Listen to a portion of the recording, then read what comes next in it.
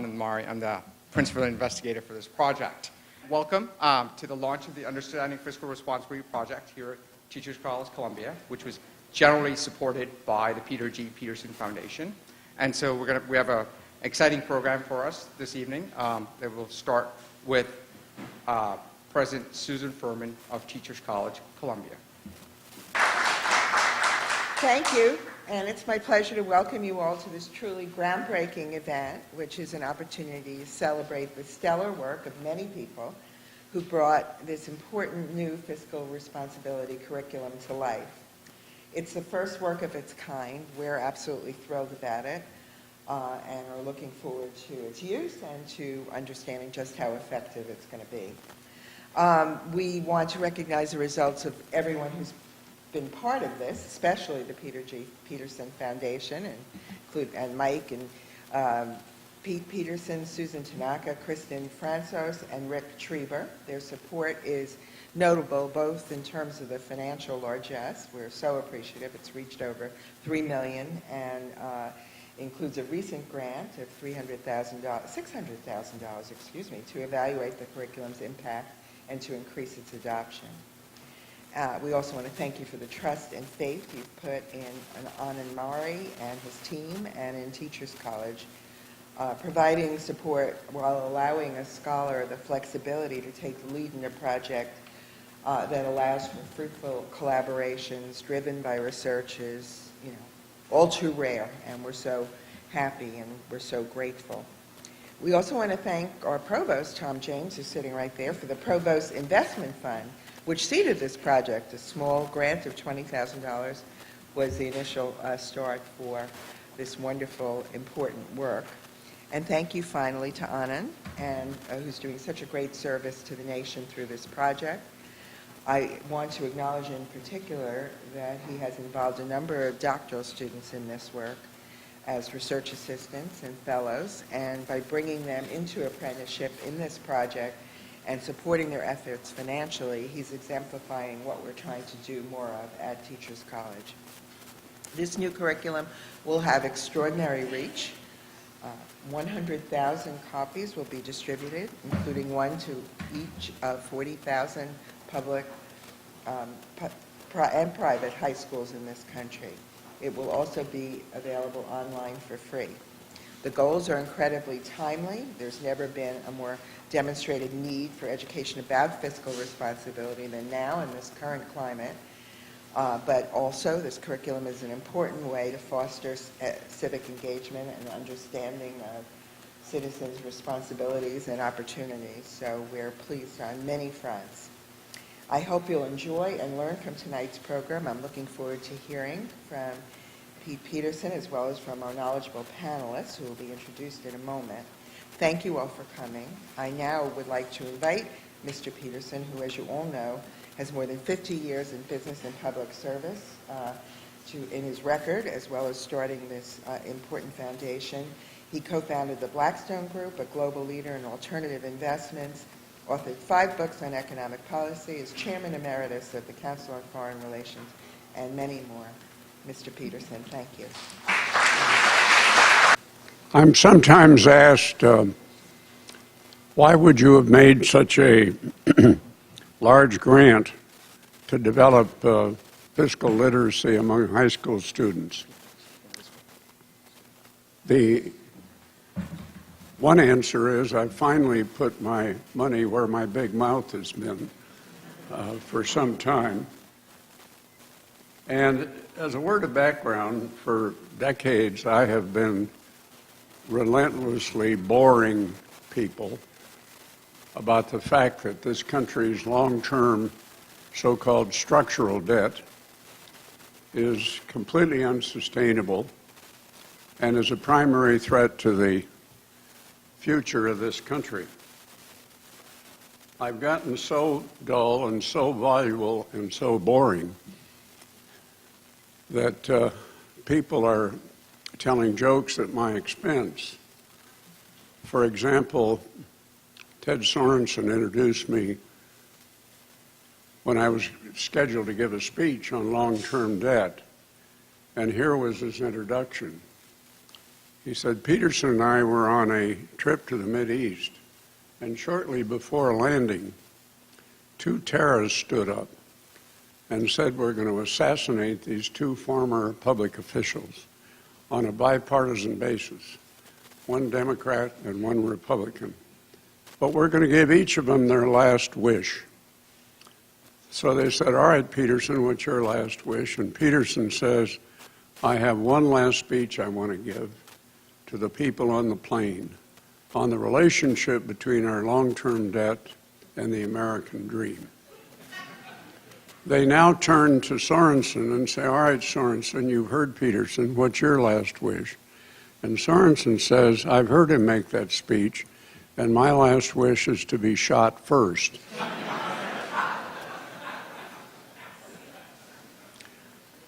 Now, I'm often asked, why is so little or nothing being done about this problem? We have here perhaps the world's leading expert in PETER ORSZAG, and he may have his own reasons. But it seems to me we have a polarized, very partisan, and paralyzed political system.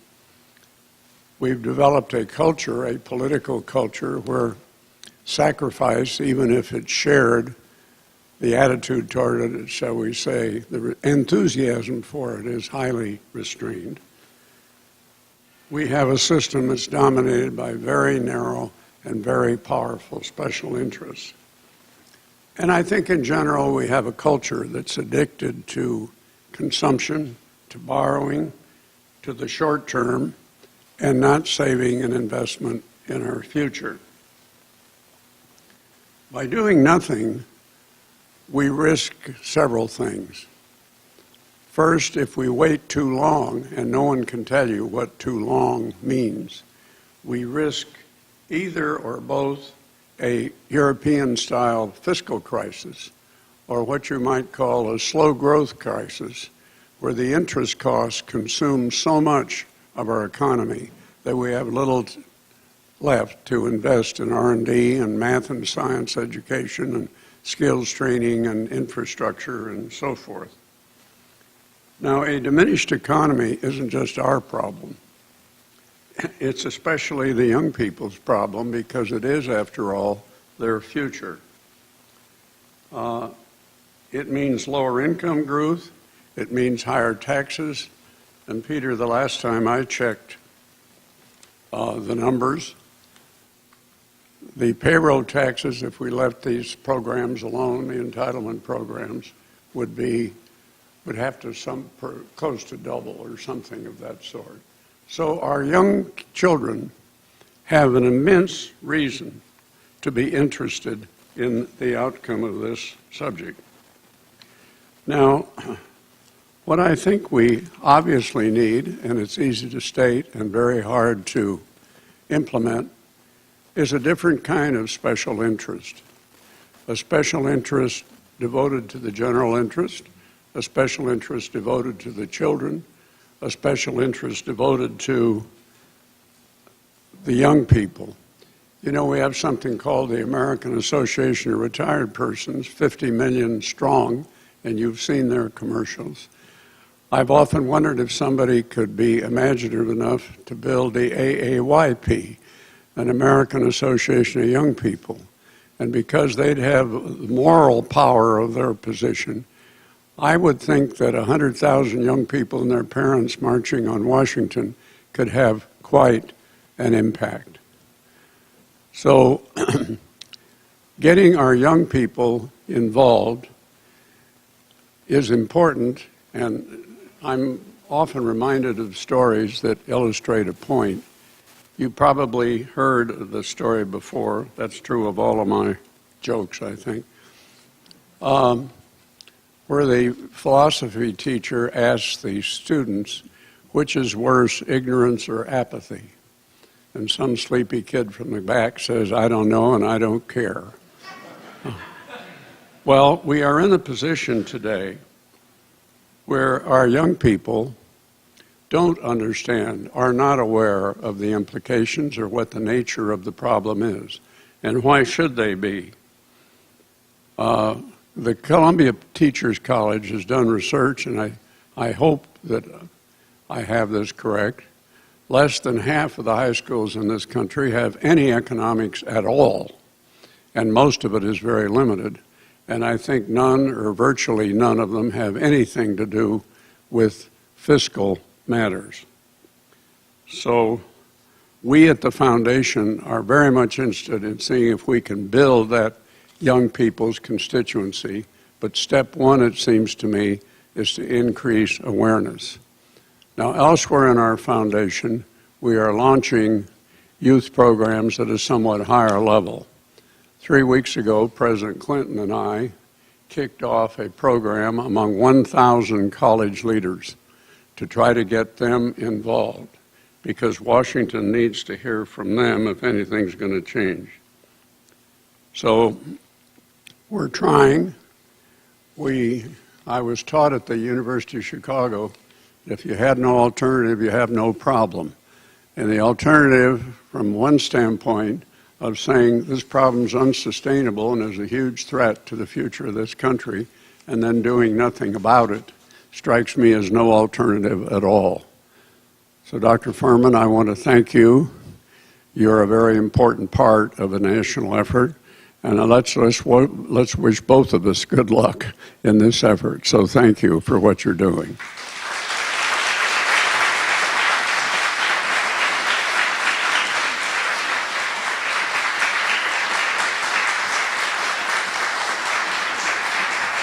So exactly 29 years ago today, I came to the U.S. from my native country of India. And just as India has undergone significant economic and social changes over the past 3 decades, the United States has also witnessed periods of boom, recession, surpluses, and deficits. If the challenge of modern economic life is to be the pressure of recurring cycles, then we have much ongoing work ahead of us, both to protect the vitality of our economy and its potential to grow, and to do in a way that is faithful to our core American values and traditions. We must protect individual freedom, but also honor our collective responsibility for those who are vulnerable or oppressed. However, much is in conflict when those two ideals come to be, so there's a lot of hard work, there's a lot of hard citizenship work ahead, in part because there will never be once and for all answers to how we negotiate competing principles and priorities. We are a democracy, and beginning with the Constitution, we have derived strength from our ability to do this. As the challenges change, we must continue to ask, who are we as a nation, what do we value, and what are our priorities, and what are we willing to give up to ensure that we can dedicate our resources to those priorities. The Understanding Fiscal Responsibility Project presents an opportunity for high school teachers to focus on these deep dilemmas as they arise in the federal budget process, in how we deal with stalled economic growth, unemployment, and the growing national debt. We concentrate on the federal budget, the national debt, and the budget deficit because they are central issues in contemporary debates on Capitol Hill about the state of the nation, its obligations to its citizens, and the costs of these obligations to future generations. However, most young Americans do not have adequate awareness of the budget process, including the core concepts of the national debt and the budget deficit. As a result, they cannot analyze public policy options as they relate to these topics, nor can they responsibly engage in influencing those policy decisions in ways that reflect an informed point of view. Further, these topics are typically not addressed at the secondary school level. While these topics may occasionally be considered in the high school economics courses, their absence from the social studies and the secondary school curriculum is particularly troubling. Students must be prepared to engage in democratic discourse regarding the likely outcomes of public policy decisions, a discourse informed by historic examples and contemporary priorities. Citizens should have the wisdom to base their judgments on evidence and the skills to explain to others where they stand. They must have the disposition to reach out to those who may with whom they disagree in search for the common good. They should be involved, they should also possess the skills to become involved in their communities and work effectively towards their vision of the common good. This curriculum is dedicated to that vision. The lessons do not steer towards any one conclusion about the federal budget, the national debt, or the budget deficit. Instead, our goal is to have students understand the issues in all of their complexities, be able to clarify their own thinking ultimately in debating these and other public policy questions as citizens. High school students have the capacity to grasp essential concepts about these topics that we know from the research. Unfortunately, students are not provided opportunities to examine these topics as a result of the choices made by policymakers. Very few opportunities exist in today's classrooms to engage these topics as citizens and future voters. We believe that adolescents with a more informed perspective about the federal budget, the national debt, and the budget deficit will demand better decisions from their elected leaders. Scholars argue that understanding of economic concepts can promote active citizenship and provide an analytical framework which citizens can adopt in a democratic society. Consequently, low awareness of these issues will reduce civic engagement in citizens. It is imperative that educators teach students to think critically in matters of public policy. Likewise, teachers need to stimulate a democratic dialogue among young people about these issues, enabling them to grapple with their complexity as well as the competing agendas and conflicting values that shape public policy. With a deep understanding of these issues, students will be empowered to demand capable leadership and effective solutions to fiscal challenges as citizens. So, in creating these 24 lessons that are live, that will be live, actually they were live this afternoon at the understandingfiscalresponsibility.org website, we piloted over 40 lessons in over 50 classrooms in Austin, Texas, Cincinnati, Ohio, and New York City. And we did it in not just social studies classrooms, where traditionally these would traditionally align with, but we also tried them in mathematics classrooms, because we aim for interdisciplinary curriculum so that students are able to address these topics in more than one classroom and in 1 year. And the curriculum, right, as Peter would hope that they would be tired of hearing about this at the end of those 4 years. We did it so they could do in global studies, world history, U.S. history, economics, and civic education. And so now what I want to do is I want to introduce you to one of the teachers who worked on this curriculum, who actually implemented this curriculum at her school in the South Bronx, at the Community School for Social Justice in the South Bronx, I'm sorry. Her name is Catherine Swallow. She has a undergraduate degree from Vassar College and a master's in sociology of education here at Teachers College. And she's a certified math teacher, and she's been teaching at CSSJ for the last 5 years. I'm going to show you a video of her implementing these lessons in a mathematics classroom, and then she's going to make some comments after that speech.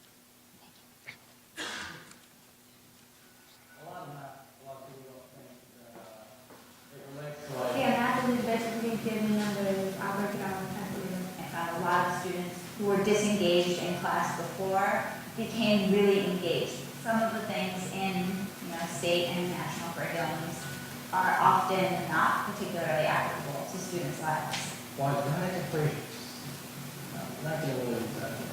Talking about taxes and federal debt and deficit can connect to their life. As soon as you get a job, you will pay taxes. And they know that. They can see why it matters and why being able to calculate these things is useful.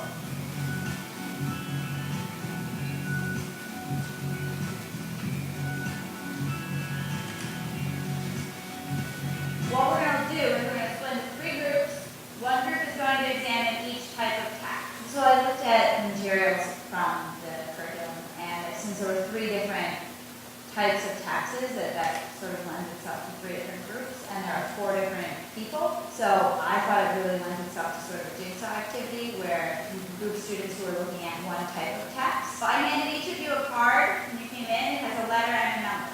If you look at the bottom,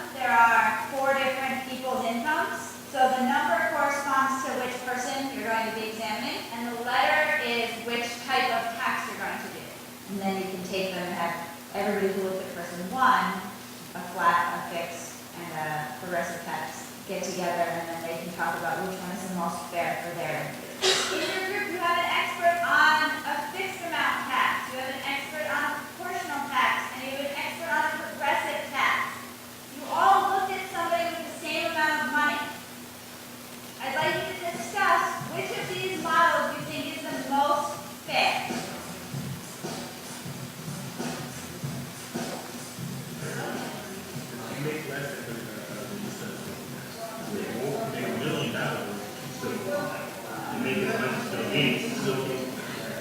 Can you find the percent of your income that you're paying in taxes?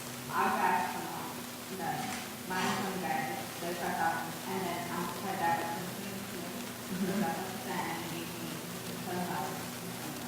So if you make $35,000, you have to pay $7,700 in taxes. But you at $100,000 a year, you would pay $22,000 in taxes. So that leaves you with just under $18,000. This leaves you with like $25,000. Does that seem fair? No. That's what we're asking for. Some of my students have very low skills. Their actual math skills are low. So conceptually, they understand what's going on. But getting to calculate a percent of an income is difficult for some of them. This is the amount you pay in taxes. Can you tell me what percent that is of your total income? That's what Carl's trying to figure out how to do too. So maybe you guys can talk to each other. My goal is to get them to ask good questions and to get them to think about this critically and think about, what should be happening? What do I think should be happening? How can you affect these rates? You get people together, some sort of grassroots movement, a bunch of people come together, Brenda? You vote for people, you vote for senators, you vote for representatives. Those are the people who make the laws, who write the tax code, who decide how much you have to pay in taxes. There is no right answer. These are questions that politicians are struggling with. Our legislature and our lawmakers are struggling with these things right now. I don't expect my class of 17 and 18-year-olds to be able to solve the problem, but if they don't feel like they like math or the actual math has been hard, this is another access point for the issues. I think a lot more people focus on this type of math because they're like, this is my life, I gotta focus on this, I can actually learn things from this, I feel it's no reward. This was more like thinking about not just numbers, thinking about yourself, the economy, the government, it's more than just math.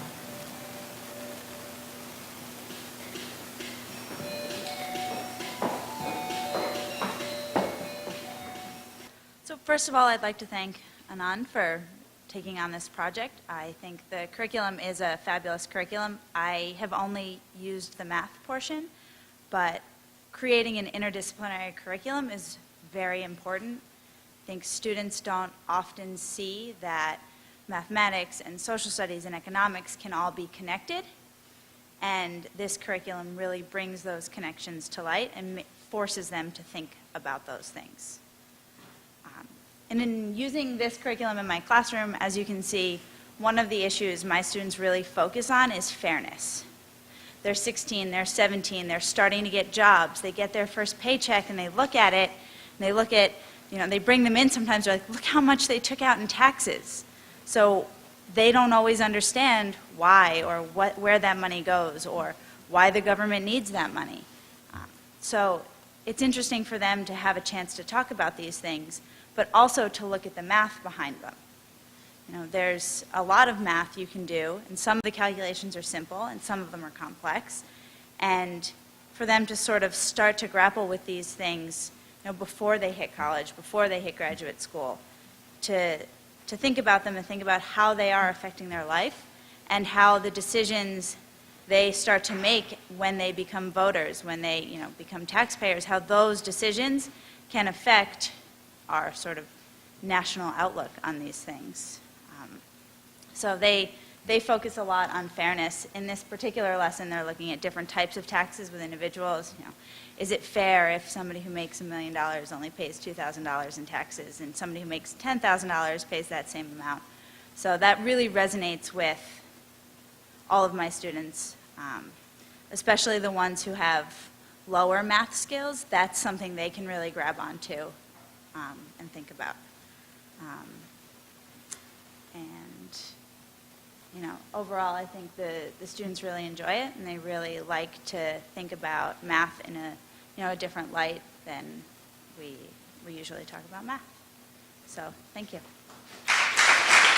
So to discuss this tonight, it's great. We have an educator, we have a financial historian and an economist also who has served in the Clinton administration.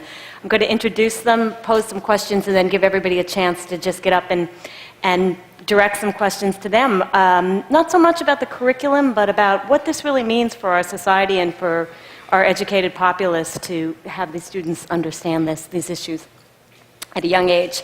So sitting to my left, Charles Calomiriis is the Henry Kaufman Professor of Financial Institutions at Columbia Business School, right here, an economist and an author in banking, corporate finance, financial history, and his latest project is Fragile by Design, Banking Crises, Scarce Credit, and Political Bargains, a book he's working on with Stanford political historian Professor Stephen Haber.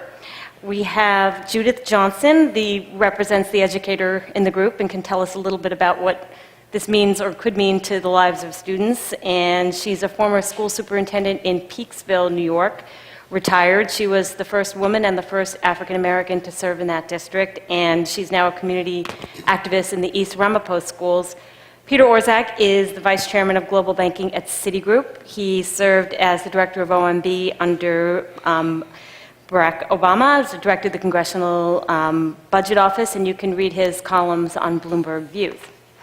And I'm going to direct the first question to Peter. In thinking about what we heard tonight, from where you sit, what public policy issues should be of the greatest concern to the generation of students who are graduating in the next 4 years? Well, look, before I get to that, I wanted to say I was very encouraged by what I just saw, because I think taking fiscal issues and then applying them to teach math lessons is a great and inspiring vision. With regard to stepping back from the specific curriculum, look, I think the biggest issues facing students and young people over the next 4 years is first and foremost the continued process of recovering from the financial crisis that we just experienced and elevated rates of unemployment, because the evidence suggests that graduating into that kind of weak labor market has a very long-lasting, unfortunate effect on careers. You not only start off with a hit, but it persists over time. So working that off as quickly as possible and getting back to full employment as quickly as possible is the first priority. The second priority is that we have an underlying tectonic plate shift happening. Over the past 3 decades, the effective global labor supply has doubled to quadrupled, depending on what estimate you use. And today's young students and people just entering the workforce are experiencing the consequences of that dramatic expansion in competition, effectively, for things that they can do, and how we respond to that, including by investing further in education. Because one of the things that I still find remarkable is the college completion rates for the most skilled students from low-income families are no higher than the least skilled, and by using test scores as an example, from high-income families. That's just, if you want to talk about fairness, that is grossly and grotesquely unfair. And then finally, we have a series of longer-term problems, including the fiscal challenge, climate change, and others. We do not want to wait until they are true crises before we address them. And the longer we wait, the more difficult it's going to be to address them. So there's I think there are 3 overlapping sets of challenges facing today's young people. Charles, do you agree? I like your list. I'd like to comment on the last one, which also picks up on both the presentation that you gave and the comments that Pete Peterson made. I have tried to teach people at the undergraduate and the master's and the PhD level the concept of fiscal sustainability as a mathematical concept. And I want to emphasize how difficult that is to do. and how important it is. Because what happens is, picking up on also Peter's point, is if you want to inform people about whether they're facing an urgent problem right now, the first thing you have to do is convince them of how to think about whether they're facing an urgent problem. And it isn't just a matter of how you feel.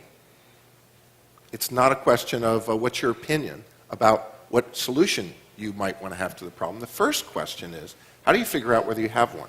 I want to give you a very clear example of this. 2 years ago, I sat down, it was about February 2010, and did a calculation to see, was it really possible that Greece would be able to repay its debt, or would Greece have to default on its debt? And so I did a variety of calculations, since basically just the math of fiscal sustainability, because I know how to do it, and then I did a whole sensitivity analysis of all the different possible reasonable assumptions, and I came to the conclusion that there was no way within the politically feasible range of possible actions that Greece could repay its debt. And then I sat back and watched for 2 years a parade of ridiculous commentary, never informed by math, never trying to actually say, well, let's argue about it. I don't think Greece can pay. I do think Greece can pay. How many times when you watch people in the news do they actually say, and here's my 2 pages of math based on what I think, and here, you know. Well, of course, you're not going to do that on the news because people don't do it. But how about in the newspaper? Never. How about, we've got the internet, email. How much of the commentary was at that level? None of it. Okay, so before you beat up on my profession, No, let's but Liz, what I'm saying is that it's, and now the reason is, well, when I teach students this, I find that they don't know how to do it. Master's students, MBA students, what you're trying to teach with percentages, you know, that's I can see that you're making progress. The arithmetic of fiscal sustainability is about 20 times more challenging. So before people can be convinced that we have a problem like the one that Pete Peterson was talking about, they actually have to see for themselves the arithmetic of what we're talking about. And that requires thinking through time about whether you are on a sustainable path. And it's a little complicated. So I think it's an incredibly heavy lift, and it's really worth doing. It is. So, Judith, is the right place to start in school, given the trade-offs this involves for today's teachers they have a lot of other pressures, getting those standardized test scores up, core curriculum. They have a lot of competing demands for their time. How do you see a curriculum like this fitting in with what teachers need to do? First, I'd like to comment on the fact that you're a very brave teacher to do a really great job of producing interdisciplinary concepts in your math curriculum. Because the question of how many classroom teachers can find the time to do this is really a question of whether or not I'll be evaluated and how well my students perform, whether that evaluation will affect whether I have a job or not. So it's really unfortunate that we have demoralized teachers in this country. Teachers are scholars who want to be coaches for classroom students. They're not being allowed to serve as scholars. We have an example of one who's taking the chance. She's a scholar. She's leading instruction rather than telling students what the answers to the questions should be.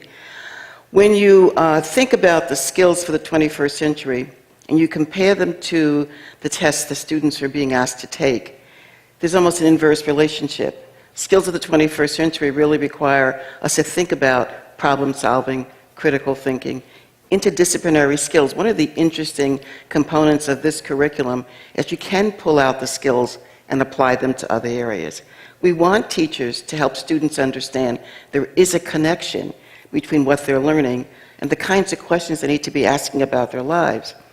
It doesn't happen when you have to fill in the bubble, you have 4 choices for an answer and try to figure out which of the 2 would turn out to be the correct answer. But I want to talk a little bit about working in a high-poverty school district. For a reality check, I do visit classrooms, and I talk to the students about their experiences and their teachers. And here's what they say. They feel that the curriculum is dumbed down, there's a low expectation for them, the teacher lectures, does not involve them in conversation, they're ready for the debate, and they're never asked to debate. And they arrive at the assumption this is done because the teacher has low expectations for them. Because a child comes from a high-poverty area does not mean that he or she cannot engage in rich, deep critical thinking. In fact, I would suggest to you that coming out of a high poverty area, just the survival skills that it takes to do well represents deep critical thinking. So we have a chance with a curriculum like this to reinforce the 21st century skills. And, you know, I had to teach Tony Wagner's The Global Achievement Gap to a group of administrators this past summer.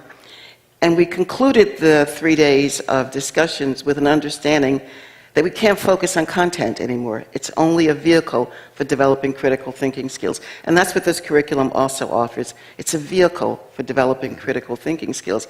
And let's not underestimate the ability of poor kids to think at the same level that high-wealth school district students are performing at. And Peter, given all the squabbles you've witnessed in Congress and in the administration over all of the budget issues and the debt, do you feel that this sort of this kind of specific education targeted to helping students understand these issues better will help on the other end? Well, look, there are two aspects to that. One is the study can promote other skills in the first place, which is, I think, what we saw in the video, and it's therefore sort of affirmatively useful, regardless of its ultimate impact on the political debate. But then in the second category, in terms of feeding back onto the policy process, I would say that one of the key defining characteristics of the problems that we have the most difficulty tackling is the ones that build gradually over time and that are not as immediately salient. So the reason I think that we don't address the long-term fiscal problem is there's no obvious consequence to failing to address it immediately. It's what a friend of mine likened to, he called it the M&M problem, which is if you're on a diet, you can rationally look at an M&M and say there are 3 calories in that M&M, and so eating 3 calories is no big deal, so I will eat the M&M. And then, of course, you can apply exactly the same logic to the next M&M, and so on, and then you've eaten a full bag full, and then you're in trouble. So the same thing occurs with regard to the fiscal problem, climate change. No one can stand here and credibly claim that failing to act today as opposed to tomorrow is going to cause the world to collapse. But the problem is you apply that sequentially over and over and over again, and you get a lot of legislative inertia, combined with an increasingly polarized political system, which exacerbates that problem. So for students to be cognizant of the fact that even though we're not seeing an immediate effect, there still is a problem, ultimately I think can only help. And Peter, you were a little concerned that this might encourage students to just have opinions as opposed to learning the analytical skills needed. Well, that's what I really liked about, which I wasn't aware of until I saw this presentation, the interdisciplinary approach. Look, think how crazy it would be if we said we want students to learn physics, but we're never going to teach them force equals mass times acceleration. But we're going to sit there and have a nice discussion about how we feel about how fast an apple falls to the ground or what it's like when 2 billiard balls collide, right? So you're not going to be able to have a discussion about economics unless you involve math teachers, because they have to take their ability to teach algebra, which is really all we're talking about, to the problems, and it has to be an integrated curriculum. So I'm really excited that you're going to do that. But I can tell you from doing it at the master's level that it isn't easy with Columbia MBAs. So, and I was also a high school student taking an economics course. And I took it, I remember it was a great economics course, except my teacher couldn't do any math. So I got a lot of really good concepts. It wasn't a waste of time, but it could have been so much better. So I think the integrated curriculum is absolutely crucial. Judith, do you agree with that? Well, we have this concept, I'm going to sound as if I'm using education jargonese at this point, but it's called project-based learning, and kids really do enjoy seeing the application of their learning experiences to real-life problems. We often don't ask the question, what is it that school's supposed to accomplish? I often say, what is it we want students to know and be able to do? And there are great debates about the answers to that questions, but I would suggest we want students to use their minds really well. We want them to be able to take the knowledge they've acquired and apply it to real-life settings.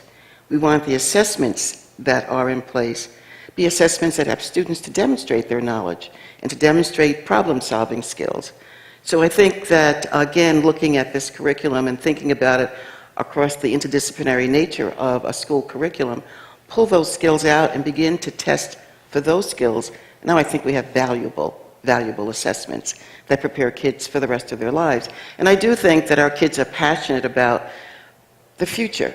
They really do care. We don't ask them enough about their concerns. We don't ask them how they're feeling and thinking about it. We're busy drilling information into them so they can respond to a standardized test, so they can meet a level in New York State of 3 or 4 and go on to graduate from high school. But they don't enter college ready to engage in deep thinking.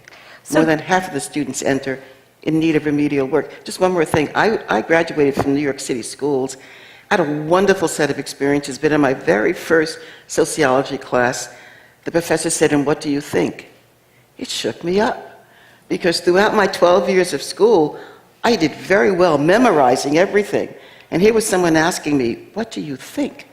We should be asking that of students from day 5, from the time they enter kindergarten, so they can understand and discriminate between answers. So this curriculum puts a lot of responsibility back on the schools for this, which it seems like you all agree on. At the risk of having my profession beat up on again, who else and how else can we engage and inform the youngsters? Is school the way to do it? Are there other areas? Well, they spend a good portion of their first 18 years of life in school, but I think we're competing now with the access to technology. These are digital learners. They're learning constantly, before school, after school, on weekends. Their knowledge base is far broader than what we had when we were attending school. So I think that that competition is a healthy one, and we ought to be able to use it more effectively than we currently use it. Yeah, I would agree with that. I mean, in math education, for example, I know this from our own family experience, the Khan Academy videos, for example, allow individualized learning in a way that outside of school, although it's now being integrated into schoolwork too, in a very interesting and exciting way, and that was not originally part of the formal school, the 4 corners of school, but at least in my experience, have been hugely beneficial and educational. You know, one thing I've noticed in science projects for students to promote those is that universities and other places host competitions. I wonder whether that's something that this project has thought about, to get students who are involved in these curriculums in the schools to be able to compete, to do a project where they could come together during the summer at a university. Who knows, Columbia University, maybe involve some of the economics and people here, to give them something to sort of strive toward. I think it works very well in the physical sciences, and it could work well in this kind of curriculum too. It would be great to have them also have an opportunity to get some internships. You could imagine political internships. I was an intern in the U.S. Senate when I was 17, and it didn't turn me off, amazingly. So I think those kinds of things can be very important for young people, to have experiences not just in the classroom, but something that the classroom can kind of build you toward being able to achieve. I'm curious how you see this in terms of getting this next generation to vote. We saw a lot of anger and outrage earlier this year at Occupy Wall Street. One of my own high school students wanted to spend some time there, and when I asked why, it was because Danielle was sleeping there and he wanted to sleep out there too. But he wasn't able to really if you saw Danielle, you'd understand. But he wasn't able to articulate what Wall Street, what Occupy Wall Street was all about. That was this fall. And yet it continues.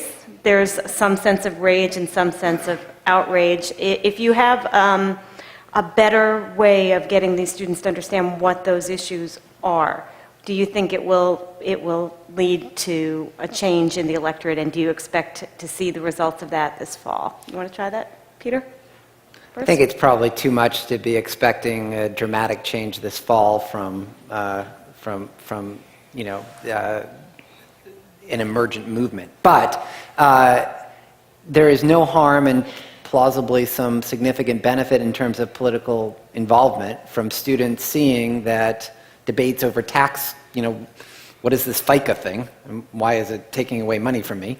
And then mapping that or recognizing that they can vote and affect it like you were doing by saying, you can, who you vote for to be your senator and your representative matters. Over time that can help, but I don't think we should anticipate immediate dramatic results. It's just an investment for the long term. There is an inverse relationship beginning to emerge between acquiring a college education and finding a job that doesn't pay what one thinks a college education should provide. Now, I believe that going to college is more than just about gaining employment, it's about humanity. But reality is that students expect, with the huge student burden, debt burden, that there'll be some job of worth upon graduation, and that's not necessarily happening. So I thought about this and I realized let's not underestimate our youth. And I thought back to the 1960s and the outrage of students in the South over their inability to attend integrated schools, to walk into a store and to be served.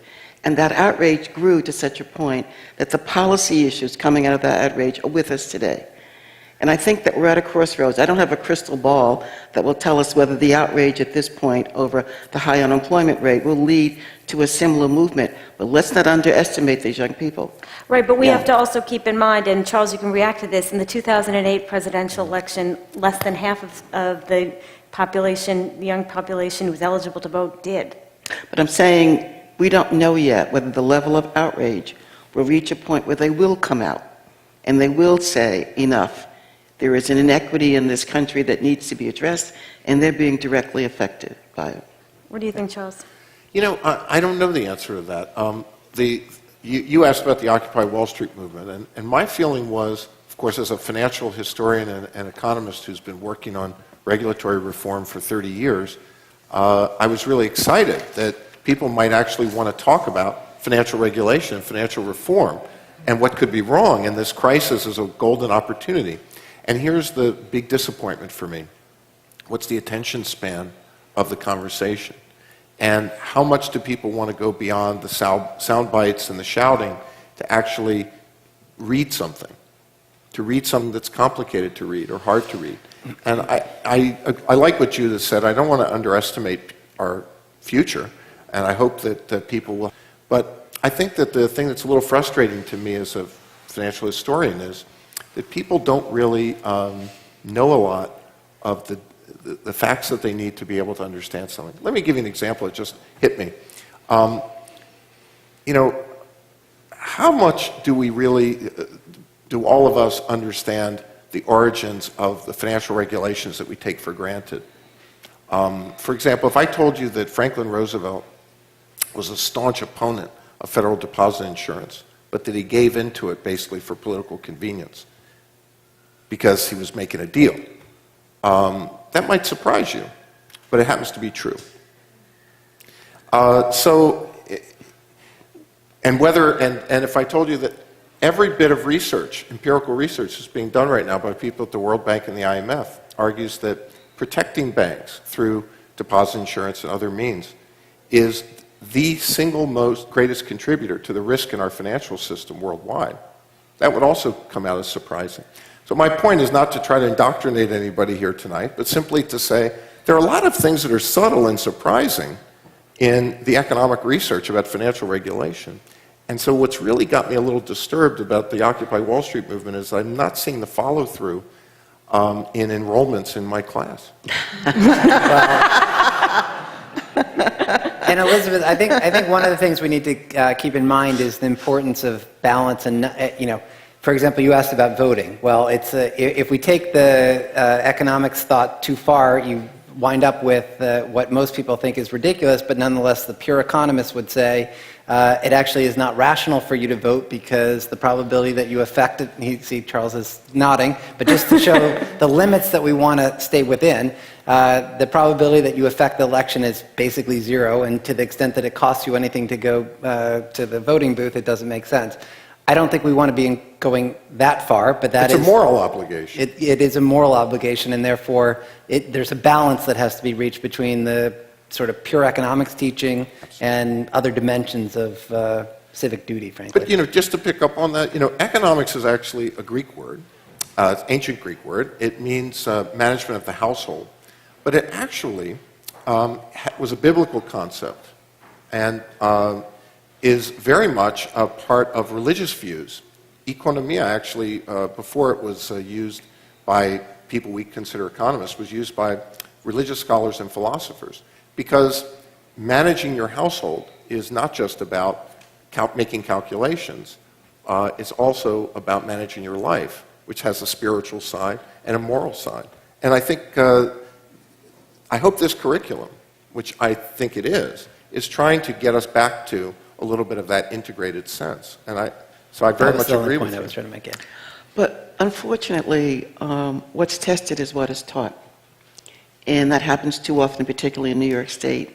We really need a shift in the way in which we prepare our teachers to educate our students. We don't invest time in their continuous knowledge. So if they don't have the background knowledge around contemporary economics, they're not going to bring that into the classroom. And we ought to spend time in the summer involving them in rich intellectual discussions and paying them, if we have to do this. Giving them the time over the summer to continue to develop their knowledge so they can bring it back to the classroom and engage in conversations with students. We don't honor that. We don't encourage that. No, we don't Judith, look at our teachers as scholars. That is such an excellent point, because part of my, when I was talking about why I wanted my son to understand what was happening on, why he was protesting for Occupy Wall Street, not just because Danielle's there, but please articulate your reasons for being there.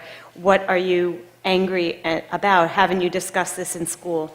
Not one bit. And he goes to New York City Public High School, very strict, sticking to what the curriculum is. No opportunity to discuss current events or to get the students to be excited about something that's so relevant to their lives a few blocks away. Yet in New York State, and I can only talk about New York at this point, there is a course called Participation in Government that every high school student must take before graduating. What a missed opportunity, because that is the economics course that's required to receive a diploma. It's a one-semester course. And we use a textbook to teach it. We don't use project-based learning, because we haven't invested in the teacher knowledge needed to make that an exciting program. Now, where the teachers on their own have become skilled in this area, they've done some really great things with kids. And if we began to honor that as something of value to teachers, we probably might see a shift in the way in which they provide some economics instruction. But I'm as interested in the interdisciplinary nature of this curriculum as I am in the content itself. Because we really do need to shift away from content knowledge. Far too often that's what's measured on these standardized tests, to applications of knowledge. If we do not do that while they're doing it in other countries, our kids can't be globally competitive. And they can't really begin to engage in the kinds of conversations that allow them to decide who to vote for, because they don't have the background skills to make those kinds of decisions. Would you agree with that, Peter?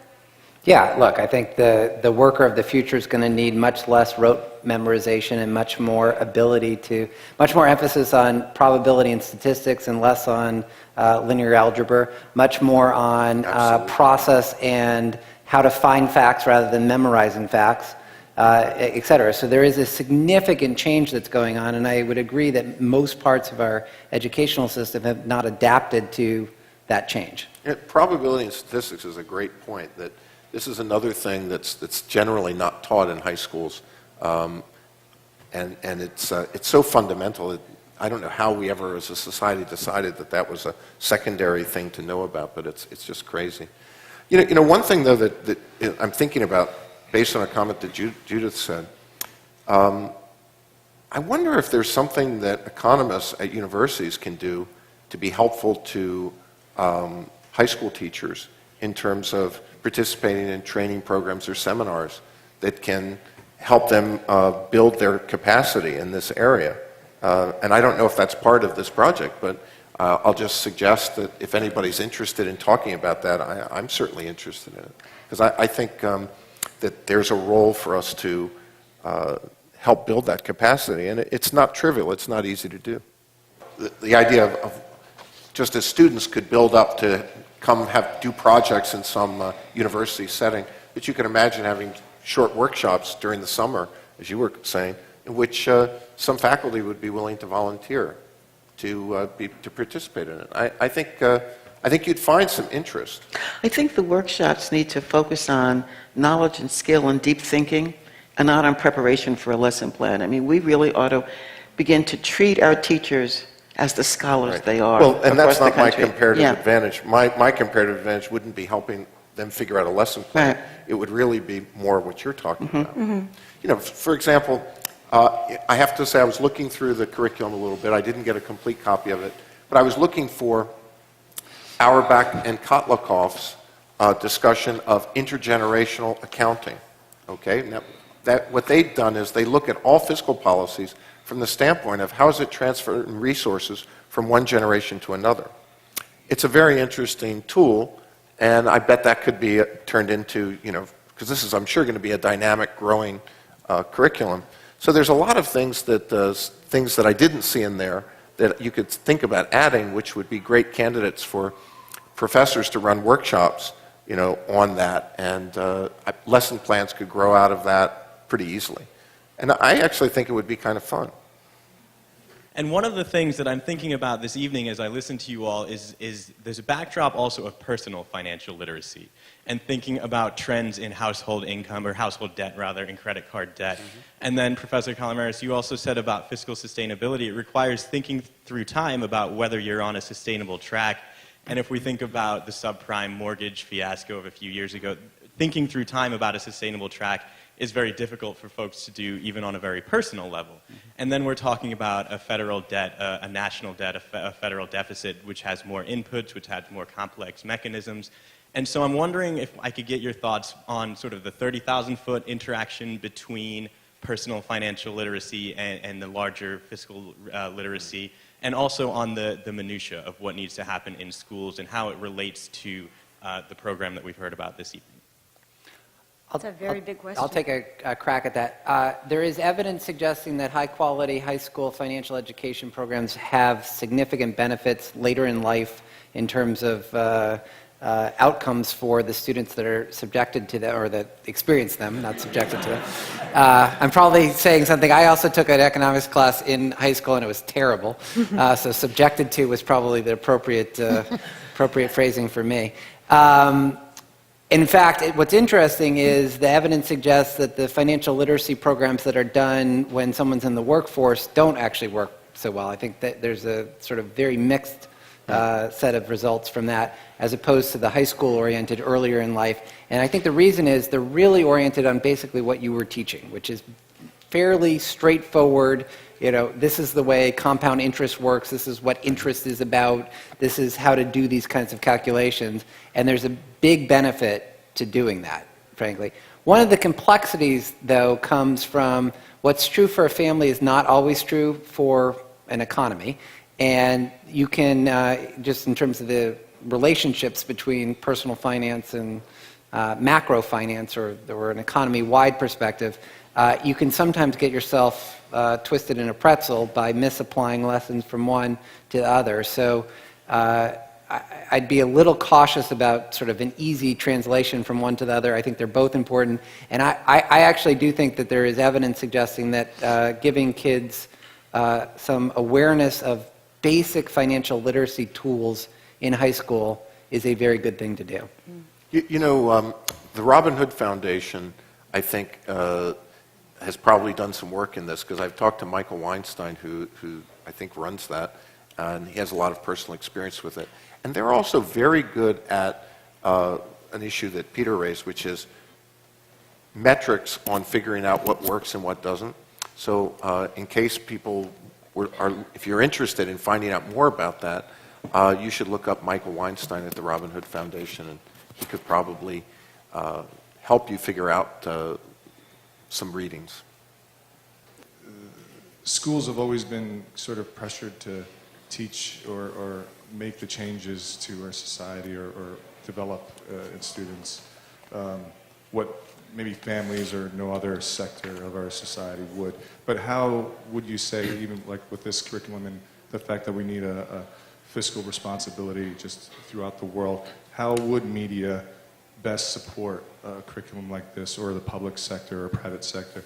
You mentioned, universities, providing summer programs or something like that for students or for professors, but would should it stay just purely in education, or should there be? I really like your question. I mean, I'll bet you that Bloomberg would be interested in getting involved in this.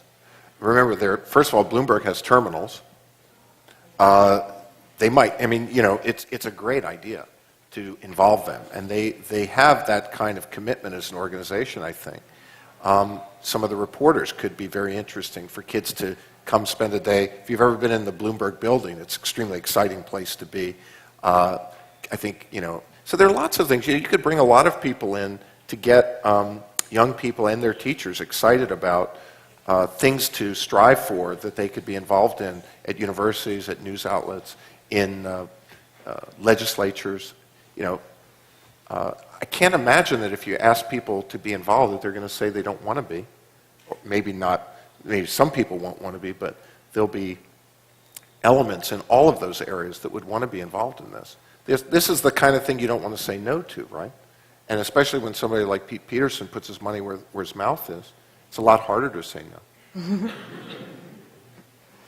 no. Judith, I'm curious too, we'll have some more questions, but how would you see, it seems like it's been, the curriculum has been tried in 3 different parts of the country. How could you imagine, how would you envision it working in a community like Peekskill? I think that the students are very aware that the quality of life they currently have is not the quality of life they want as adults, and their parents feel that way also. So I think we miss an opportunity here to help young kids who are living in economically disadvantaged homes. We miss the opportunity to help them understand what the issues are, how you navigate through a system, how you understand what fiscal responsibility is, first at the personal level, before they talk about state or national level. You do start with what does it mean at home? And then you help them to understand that what happens at home is really influenced by the kinds of decisions that are made at the state and national level. I wanted to comment too on the teachers. There was a time in our history where we would invite teachers to go back to school and work in places that were related to their career areas over the summer months. And they could imagine sending a group of teachers down to the Bloomberg building. I've never been there, so I don't know what it looks like, but it sounds really exciting. But we don't do that anymore. We only evaluate teachers on whether or not their students have reached levels 3 and 4 on the state assessments in New York State. That's it. We don't evaluate them on the knowledge they continue to acquire, on the skills they continue to develop, and on the intellectual rigor that they bring back to the classroom. And that's missing. And that excitement that a teacher can provide is also missing in classrooms. So you've got teachers who are demoralized, kids who are bored. It's a recipe for disaster, which is exactly what's happening in New York State at this point.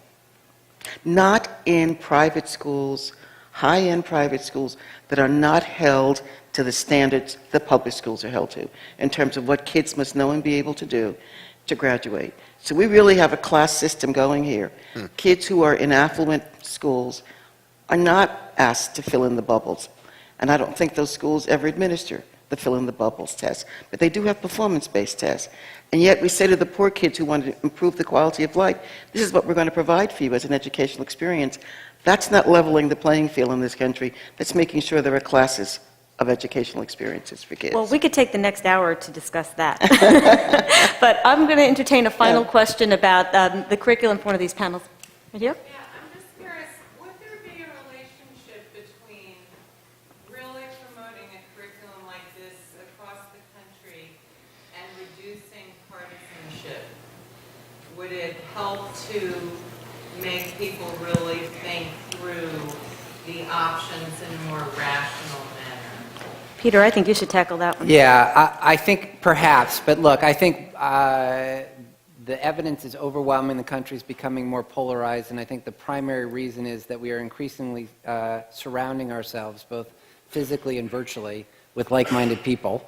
And the strongest finding from social psychology suggests if you put like-minded people together in a group, the group becomes more extreme than any given individual within it. So the most important thing we can be doing is, whether through this curriculum or just in general, is encouraging your students to make sure they are on purpose exposing themselves to people who have very different views from their own, because if not, we are going to continue down this path, which then manifests itself in a bimodal Congress with no middle and makes it harder for us to solve any of the problems. Just a hopeful note on that. We don't hear much about it in the news these days, but we did have a presidential commission, the Bowles-Simpson Commission, that was established under President Obama, and they actually came out with a set of recommendations. Not everybody on the commission supported the recommendations. I thought that they were pretty reasonable, and I thought that they were a pretty good first step. So it's not completely hopeless, I think. I agree with Peter. Everything he said is right, but it doesn't mean that we can't get there. And I also liked what Pete Peterson said. If you don't have an alternative, in some sense you don't have a problem. Ultimately, the arithmetic of unsustainability is not a matter of opinion, it's a fact. We are going to solve the problem. We don't have a choice. The question is, are we going to solve it with a permanently low growth, very high inflation, incredible poverty, or not any of those, but something that is a little uncomfortable for everybody? And I hope we can get to that reality. Well, we can try and solve it with education. Thank you. Thank you very much. Panelists, give them a hand, please.